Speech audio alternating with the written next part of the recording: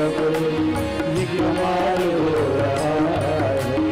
करते हो तू कन्हैया मेरा नाम हो रहा है। करते हो तुम कन्हैया मेरा नाम हो रहा है। ओ करते हो तू कन्हैया मेरा नाम हो रहा है। करते हो तुम कन्हैया मेरा नाम हो रहा है। आपकी कृपा से सब काम हो रहा है। आपकी कृपा से सब काम हो रहा है। मेरा आपकी कृपा से सब काम हो रहा है। ओ मेरा आपकी कृपा से सब काम हो रहा है। मेरा आपकी कृपा से सब काम हो रहा है। ओ मेरा आपकी कृपा से सब काम हो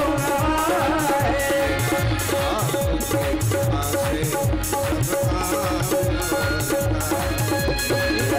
आपकी कृपा से सब काम हो रहा है। बोलो द्वारिकाधीश की। ये भजन है बड़ा अच्छा। आदमी इसको भी मंत्र मान करके जीवन में उतार ले तो काम बन जाए। लेकिन गलती व्यक्ति कहां करता है? तेरा तुझको अर्पण क्या लागे मेरा। बोले नहीं, तेरा तुझको अर्पण कब्जा रहे मेरा। इस प्रकार से श्री सुखदेव भगवान कहते हैं, जन्म लाभ पर पुंसाम अंते नारायण स्तुति।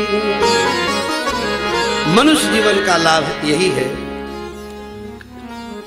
भगवान का स्मरण मरते दम तक बना रहे। और उसका उपाय भगवान की कथा, कीर्तन, नाम जप। सुन करके हो, पढ़ करके हो, कह करके हो, ऐसा अपने एक एक वृत्ति को बना लो कि भगवान ने फिर पूछा कि अब कुछ नियम आसन बता दो।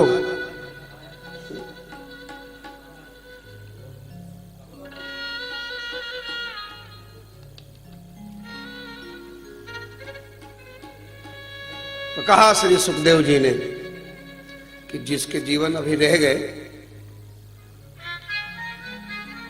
ये तो 7 दिन की बात बताई, और थोड़ा धीमे धीमे बता दो कि उसको क्या करना चाहिए।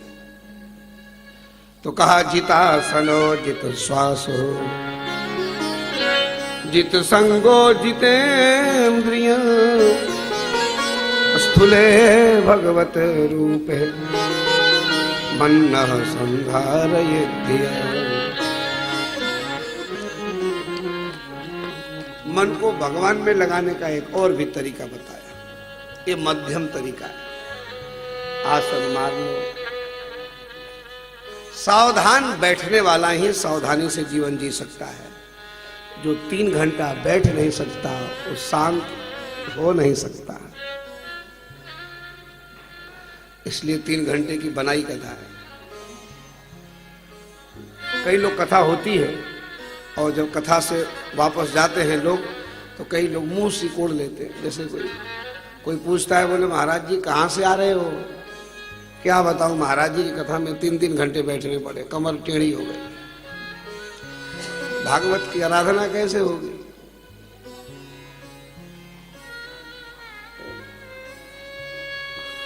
तो बोला कि आसन, प्राणायाम, प्रत्याहार, इंद्रियों आदि का दमन करके स्थूल रूप का यहां वर्णन है।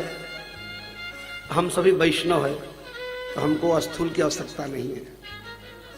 परीक्षित को बताया पूरे ब्रह्मांड की। ये संसार भगवान का स्वरूप है। बोले पाताल में तस्य ही पाद मूलम। पाताल भगवान की तलवा है, एड़ी तलातल है, गुल्फ महातल है, 7 नीचे 7 ऊपर, ये सब भगवान ही है। भगवान को देखने का सबसे बड़ा एक नजरिया समुद्र देवता बैठे हैं। ये समुद्र 100 योजन में जिस दिन पृथ्वी का प्रलय होगा, या तो सूर्य अंधकार में हो जाएंगे और समुद्र में पृथ्वी डूब जाएगी, प्रलय हो जाएगा। और जब ऐसा महाप्रलय होगा फिर क्या होगा? जीव भगवान में समा जाएगा और पुनः भगवान शयन कर जाएंगे। और इस अप्राकृतिक प्रलय के उपरांत पुनः भगवान की इच्छा होगी सृष्टि बनाने की, तो जीव को कर्म के अनुसार पुनः फिर वैसे ही विस्तृत करेंगे जैसा से। लेकिन वहां कहते हैं बोले उसका कर्म रह जाता है। कैसे? जैसे कोई घर में पोछा लगा दे, गोबर से पोत दे, तो उसके बाद जब सूख जाए तो जाकर देखो तो गोबर से पोते हुए घर में ऐसा लगता है जैसे कोई बिच्छू का चिन्ह हो, कोई सर्प का चिन्ह हो, कोई व्यक्ति विशेष का चिन्ह हो। ऐसे ही भगवान पुनः उसके कर्मानुसार सृष्टि का प्रलय के उपरांत पुनः सृष्टि रचना करते हैं। तो बोले सब भगवान की लीला है। और बोले परीक्षित, भागवत एक अद्भुत शास्त्र है जो कल्प तरु है, जीव को सर्वस्व प्रदान करने वाला है। जो लोग भागवत की कथा आश्रय नहीं लेते उनका कान सांप के बिल के समान है, शरीर भले ही कैसा हो ऊंट के समान है।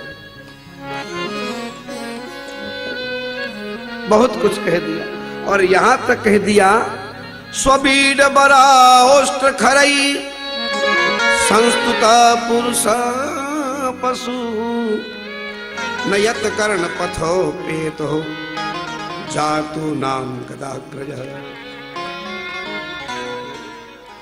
इतना कह दिया। खरई एक आदमी का विश्लेषण है। गधा भार नहीं ढोता, हम भी ढोते। ऊंट का शरीर 6 फीट का नहीं होता, हमारा भी। अगर भगवान में चित्त नहीं है तो उसकी तुलना इससे किया सुखदेव जी ने। मैंने सुना है मेरे भाई बहन कि बैल की उम्र 20 वर्ष होती है और कुत्ते की भी 20 वर्ष होती है।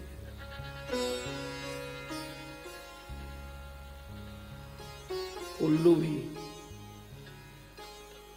40 वर्ष तक मनुष्य में संसार भोगने की ताकत होती है और 40 वर्ष के पश्चात जीवन की फ्लाइट उतरना शुरू करती है। 40 का प्लेटफॉर्म है। फिर तो जो 40 से 60 वाला बीच का जो प्लेटफॉर्म है, बोले वो बैल की बनाई है। उसका नाम है बैल का प्लेटफॉर्म। बोले उस पर कौन उतरता है? रात दिन एक कर देता है। ये जो उम्र है, क्योंकि 40 वर्ष के उपरांत जीव को बेटा बेटी सब सियाने हो जाते हैं। छोरा छोरी सियाने हो जाए तो जिम्मेदारी ज्यादा, तो बैल के समान रात। और 60 वर्ष में ब्याह शादी हो जाती है तो बाबा बन जाता है। तो 60 से 80 का जो प्लेटफॉर्म है वो कुत्ते की बनाई है। क्यों? क्यों? भटकता रहता है, फिर मन लगता नहीं, बच्चे काम देख रहे हैं, कोई जिम्मेदारी नहीं है तो करता है, तो इधर उधर अपना टाइम पास करता रहता है। और 80 के बाद भी जो रह गया है तो आंख नाक जवाब दे देता है, बोले उल्लू। इसलिए भागवत स्वबिट बराओष्ठ खरई। सुखदेव जैसे महापुरुषों ने बड़ा बहुत कुछ कह दिया है। अरे जीवित कौन है जो जिसकी कीर्ति है? नहीं तो सब मरे हुए। तरवह किम न जीवनंती वस्त्रा किम न स्वसंत। अरे पेड़ लंबे नहीं होते, पेड़ की आयु 1000 वर्ष नहीं होती। क्या पेड़ सांस नहीं लेते? हमने और उनमें क्या अंतर है? सुखदेव जी कह रहे जो रसगुल्ला नहीं छोड़ सकता भला वो कैसे। अब महाराज दीनानाथ कचहरिया में हे परीक्षित, उस व्यक्ति का चित्त भागवत में नहीं लगता जिसका पापी स्वभाव है। क्यों? पापवंत कर सहज स्वभाव, पापवंत सहज स्वभाव, पापवंत कर सहज स्वभाव, पापवंत सहज स्वभाव, भजन मोर तेहि भावन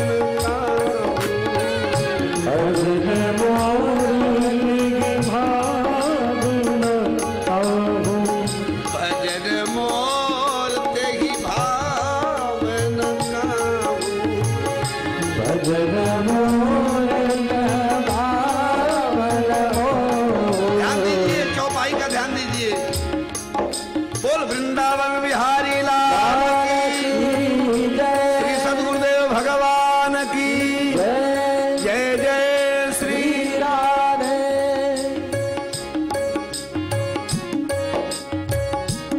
पापवंत कर सहज स्वभाव, पापवंत सहज स्वभाव। किसको किसको भगवान में मन नहीं लगता? ध्यान दीजिए।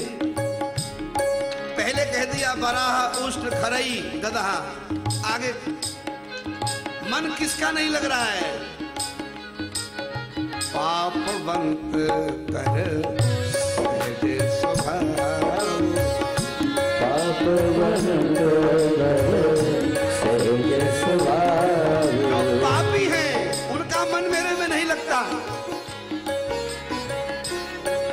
और दूसरा, ममता रतु सन ज्ञान कहानी, ममता रत सन जान काई, ममता रतु सन ज्ञान कहानी, ममता रत सन जान काई, अति लोभी संग प्रीत बखानी, अति लोभी सजन बिनती बखानी। इतनी बात कह दिया। पापी का मन नहीं लगता, लोभी का मन नहीं लगता, कितना भी भक्ति भी लोभ के मतलब से करता है।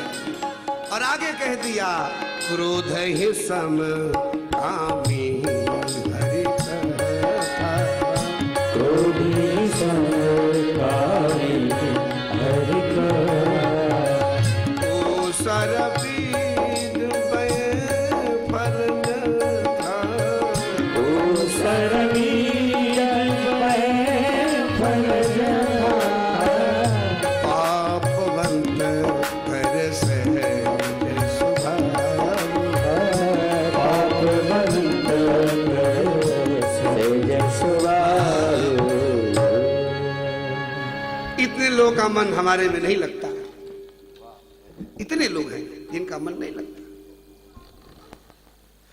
इसलिए परीक्षित, संसार के जितने भी धर्म कर्म के साधन है, इन सब का एक ही श्रेय है, मेरी प्राप्ति, हमसे प्रेम हो जाए।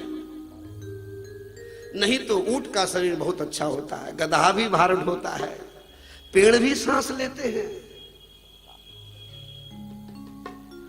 तपस्विनो दान परायशस्विनो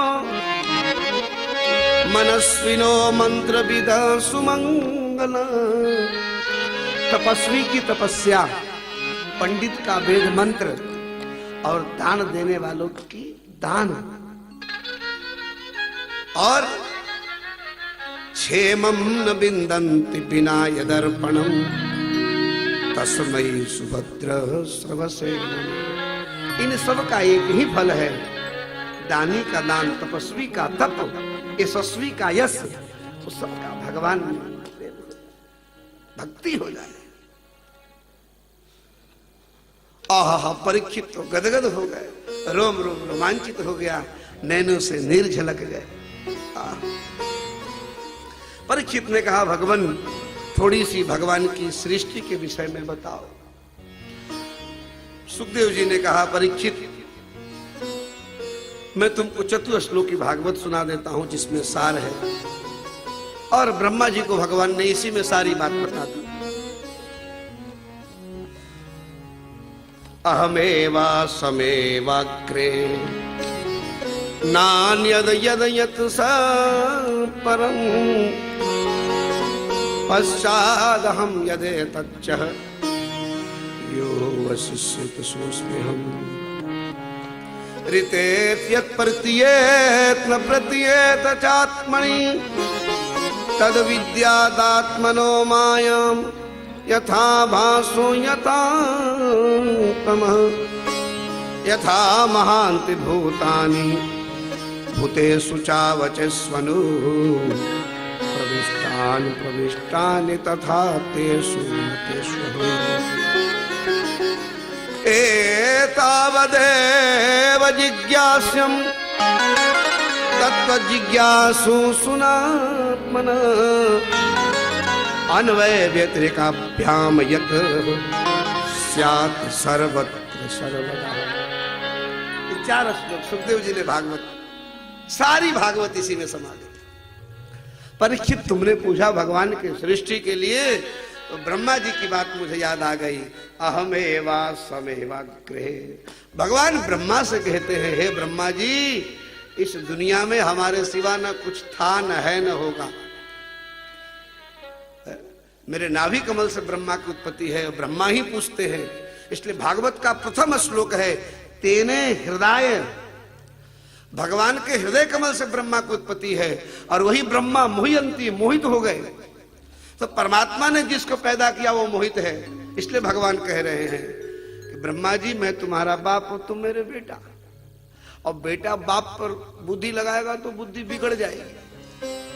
आजकल का नौजवान पूछते हैं, तुमने मुझे पैदा क्यों किया? उत्तर है कुछ? बोलो राधे राधे।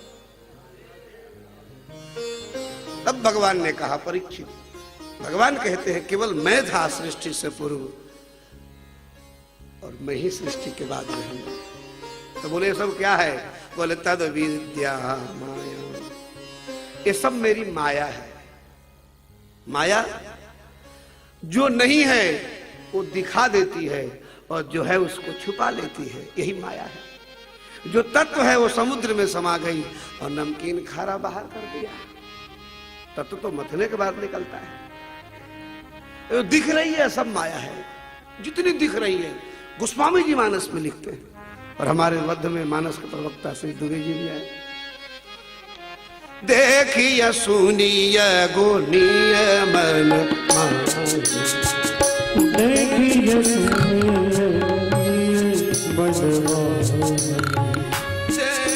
सुनिय गोनीय मन देखिए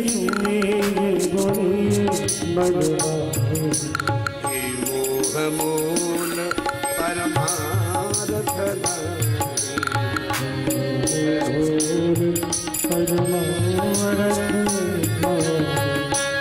स्वामी जी कहते हैं, लखनलाल जी से राम जी कहते हैं, दुनिया में जो देखने में आता है, जहां तक मेरी आंख से दिखती है, जहां तक मेरे मन की गति है, और जहां तक मैं बुद्धि से सोच सकता हूं, ये सब मेरी माया ही है। भगवान माधव है, वो मायापति है। और परीक्षित, मायापति को पकड़े बिना माया जाती नहीं है। पत्नी से प्रेम करना हो तो पति को ही पकड़ लो ना, घर वाली तो ऐसे ही आ जाएगी। लेकिन संसारी के लोग क्या करते हैं? बोले, माया को सब जग भजे, माधव भजे न कोई। जो माधव को भजे तो माया चेरी हो। माया उसकी दासी हो जाती है। इसलिए तद विद्याए, सब माया ही है मेरी। जैसे सूखे स्थल पर धूप निकल रही हो तो हमें ऐसा लगता है जैसे बरसात की बूंद पड़ रही हो, लेकिन समीप जाने पर कुछ होता नहीं है। जैसे पानी के तरंग में चंद्रमा हिलता हुआ दिखता है, वास्तव में होता नहीं है। ये संसार क्षण मात्र, ए 9 days ए वंडर, ये 4 दिन की चांदनी फिर अंधेरी रात। आंख बंद, डब्बा गायब। हमसे कोई पूछे कि महाराज जी रात को 10 बजे से 4 बजे तक आप कहां थे, तो आप क्या उत्तर दोगे? कहां थे? मर गए हम लोग। सोना मतलब मरना। जिसको कोई होश हवास नहीं है, नित्य मनुष्य मरता है, 8-10 घंटे को रोज मरता है, और जगते ही कहता है मेरा मेरा, ये काम वो काम, काम ही काम, काम ही काम। यही मेरी नाम।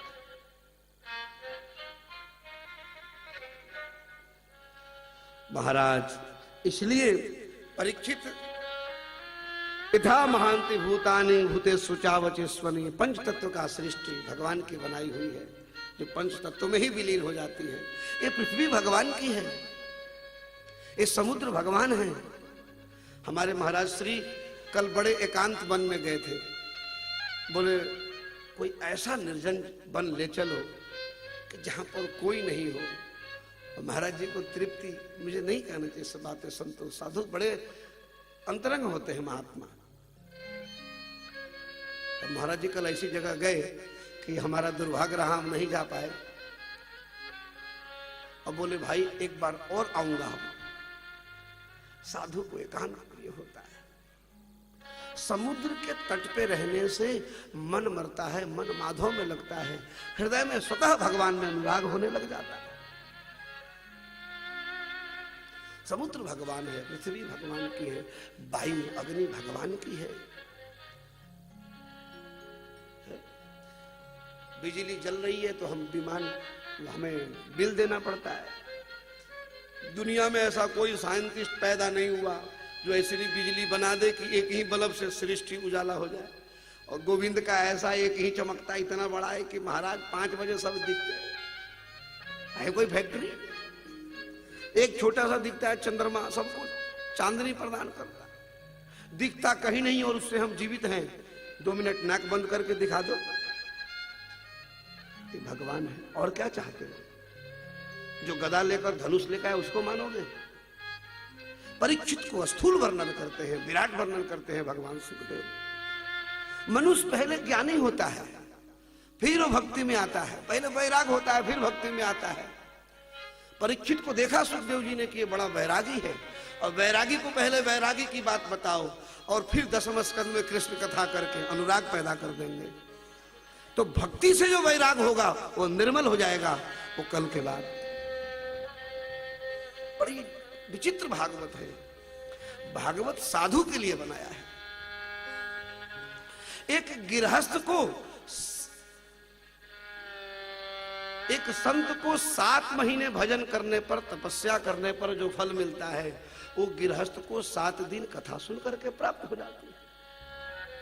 महात्मा घर परिवार छोड़ करके जंगल जाकर भजन उपार्जन करे, गृहस्थ कहां जाए? इसलिए वेदव्यास ने भागवत की रचना किया है कि गृहस्थ को घर बैठे कैसे प्राप्ति हो जाए। भागवत वैराग्य शास्त्र है, भागवत दर्पण है।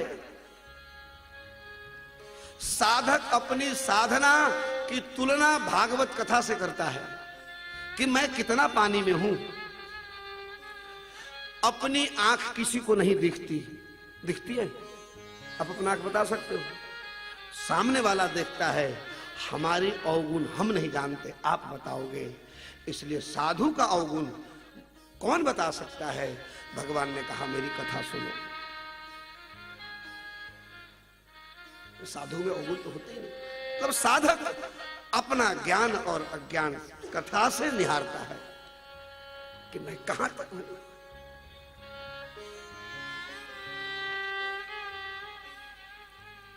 और इस प्रकार से परीक्षित से कहा इतना ही जानने की आवश्यकता है, और कुछ जानने की आवश्यकता। एतावदेव जिज्ञास्यम, इतना ही जानो, और ज्यादा जानने की आवश्यकता नहीं है।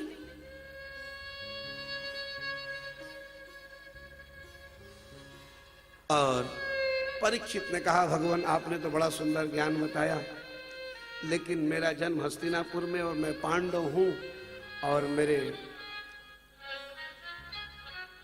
भगवान वसुदेव से बड़ी मित्रता और अंतरंग प्रेम है, तो प्रभु आप कृपा करके ये बताओ कि मेरे श्री विदुर जी महाराज जो भगवान के परम भक्त थे, महाराज मैंने सुना है कि भगवान ने उनको भी दर्शन दिया है, हे गुरु सुखदेव आप कृपा करके उनकी कुछ बात बताओ। सुखदेव जी ने कहा परीक्षित देखो, भगवान को पाने की कोई जाति और विद्या नहीं होती। गजेंद्र विद्वान नहीं था, सुदामा धनवान नहीं थे, सबरी पढ़ी लिखी नहीं थी,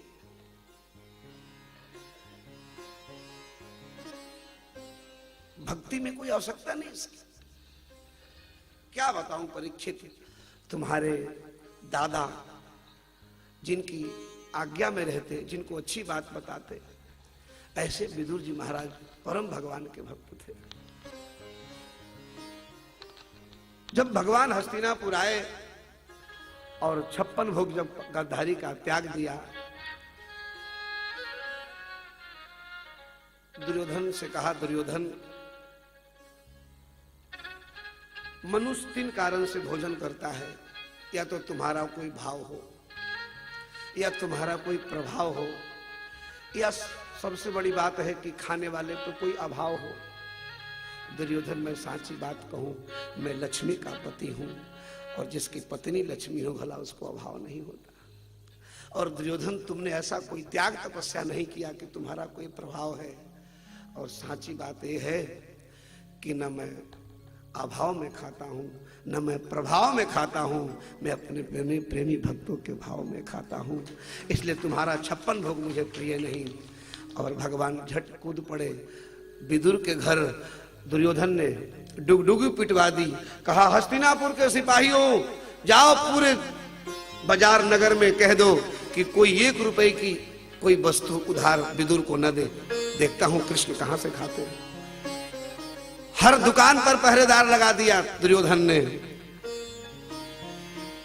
लेकिन जहां भगवान जाते हैं भला वहां कमी। ठाकुर जी पहुंचे विदुरानी के घर और जैसे आवाज लगाई, अरे काकी, अरे चाची, इतनी मधुर वाणी सुन करके माता सुलभा विदुर की जो पत्नी है वो तो बिल्कुल मूर्छित हो गई, बेहोश हो गई, देह गेह का भान भूल गई, दौड़ पड़ी कि मेरे कन्हैया आयो है। और भगवान ने जब देखा कि काकी को तो शरीर का होश नहीं है, तो अपने दुपट्टा लेकर रख दिया विदुरानी के ऊपर, और वात्सल प्रेम था भगवान के प्रति। विदुरानी ने भगवान को गोद में बिठा लिया, और कदली के जो फल थे, जो केले के फल थे, उसके छिलके उतार करके गोविंद को पकड़ा दी, और जो केला था उसको बाहर फेंक दिया। भगवान ने दर्जनों केला खा लिए, बचे हुए केले को बाहर फेंक दिया, और ऐसे भगवान ने फेंका कि सारे सिपाहियों के हाथ में आ गया। सिपाहियों ने कहा बोले विदुर के घर में कुछ है नहीं है, केला कहां से आ रहा है। अब दौड़े हुए पहुंचा, महाराज की जय हो। दुर्योधन ने कहा क्या समाचार लाए हो, 56 भोग को त्यागने वाले को कुछ मिला। बोले तुम 56 की कह रहे हो, वहां तो केला की प्रसादी बट रही है। बोले क्या कहते हो, बोले हाँ महाराज।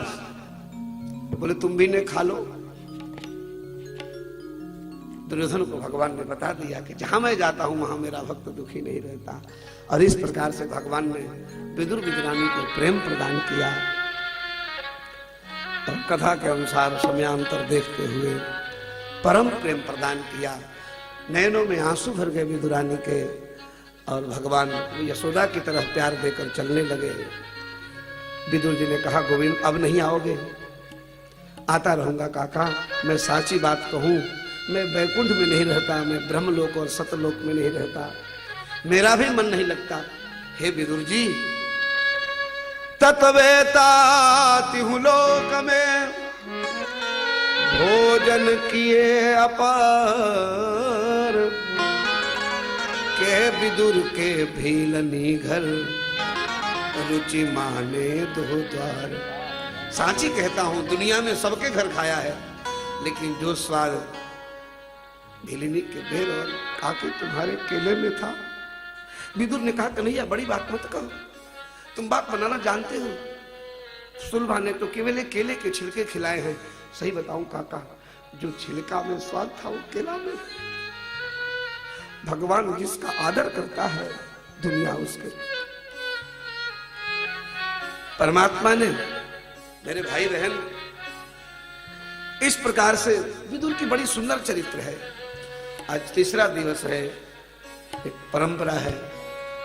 विदुर की एक पुस्तक है विदुर नीति, और विदुर नीति में विदुर जी कहते हैं, सड़ेते नित्य दुखिता। 6 प्रकार के लोग दुखी होते हैं। बड़ा सुंदर किताब है विदुर जी का। क्रोधालु, संकालु, ईर्ष्यालु, असंतोषी, भाग्योपजीवी, ये लोग दुखी रहते हैं।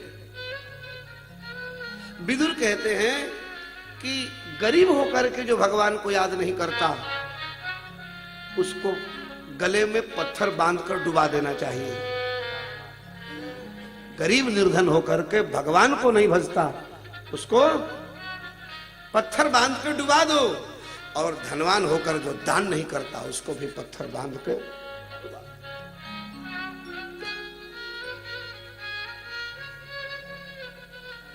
न हम गरीब होकर याद करते हैं, न धनवान होकर दान करते। हम हैं क्या? मेरे भाई बहन, इस प्रकार से विदुर को सुख प्रदान करके भगवान चले। कहा, विदुर जी आप उद्धव जी से मिलना और मेरी चर्चा करना। समय पाकर के श्री उद्धव जी मिले। उद्धव जी ने प्रणाम किया, विदुर जी ने भी प्रणाम किया, और कहा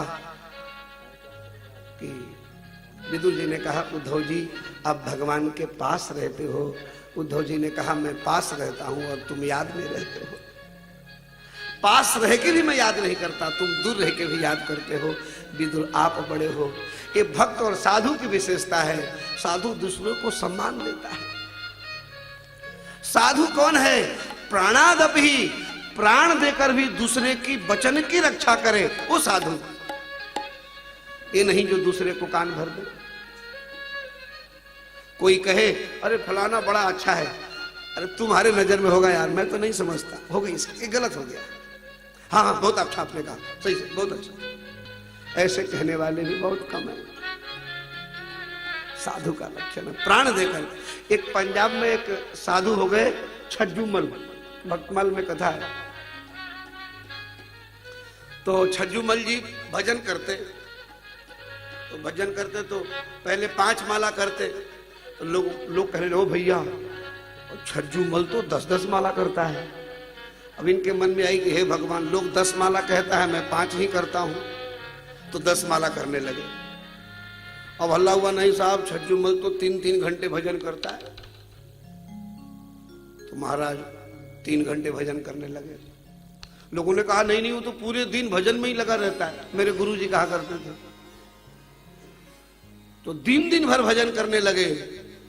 तो कहावत हुआ तो बलक न बुखारे, और स्थिति ये हो गई कि दिन भर भजन करने लगे। साधुता।